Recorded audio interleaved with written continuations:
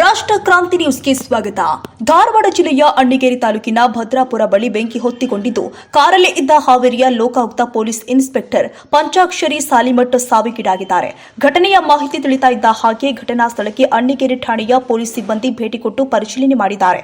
ನಿನ್ನೆ ದಿನ ರಾತ್ರಿ 7:30 ಹೊತ್ತಿಗೆ ಅವಘಡ ಸಂಭವಿಸಿದೆ. ಪಂಚಾಕ್ಷರಿ ಅವರು ಕಾರು ಚಾಲನೆ ಮಾಡ್ತಾ ಇದ್ರು ಅಂತ ತಿಳಿದು ಬರ್ತಾ ಇದೆ.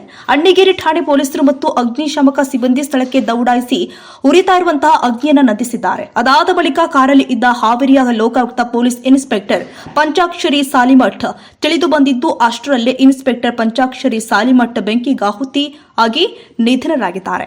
ಇನ್ಸ್ಪೆಕ್ಟರ್ ಪಂಚಾಕ್ಷರಿ ಅವರು ಅಪಘಾತದಲ್ಲಿ ಮೃತಪಟ್ಟಿದ್ದು ಬೈಲಹೊಂಗಲ, ಗದಗ ಹಾಗೂ ಹುಬ್ಬಳ್ಳಿ ಸೇರಿ ವಿವಿಧ ಕಡೆಯಲ್ಲಿ ಪಂಚಾಕ್ಷರಿಯವರು ಕಾರ್ಯವನ್ನ ನಿರ್ವಹಿಸಿದ್ದು ಸಾರ್ವಜನಿಕರ ಪ್ರೀತಿ ವಿಶ್ವಾಸವನ್ನ ಗಳಿಸಿದ್ದು ಅವರು ನಿಧನರಾಗಿದ್ದು ಸುದ್ದಿ ತುಂಬಾ ದುಃಖಕರ ಸಂಗತಿಯಾಗಿದೆ ಎಂದು ಸಾಮಾಜಿಕ ಜಾಲತಾಣದಲ್ಲಿ ದುಃಖದ ಸಂಗತಿ ಕಾಣ್ತಾ ಇದೆ.